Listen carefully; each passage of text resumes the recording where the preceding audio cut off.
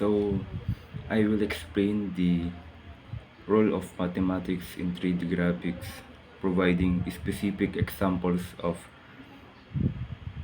PowerPoints, vectors, and matrices are used to be represent and manipulate object in a 3D scene.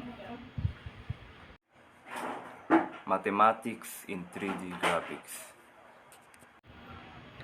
Math is crucial in 3D graphics for creating and manipulating objects. Here's how points, vectors, and matrices are used. Number 1, points. What they are. Coordinates in 3D space like x, y, and z. Example. Points define the corners of a cube or the joints in a character model. Number 2, we have vectors. What they are, directions and distance, also represented as x, y, and z.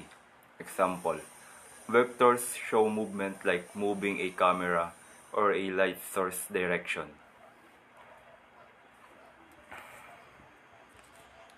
Number 3, matrices. They are grids of numbers used for transformation. For example, matrices handle tasks like rotating or scaling objects or turning 3D models into images. Example in action. Translation is a moving an object using vectors. Rotation, turning an object with rotation matrices. Scaling, resizing objects with scaling matrices. Projection, converting 3D scenes to 2D display with projection matrices. Lighting, using vectors to simulate light and shadow screen.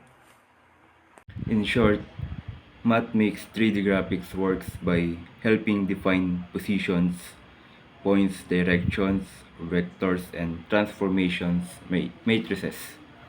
This let us move, rotate, scale, and light objects in a virtual space to create a realistic scenes.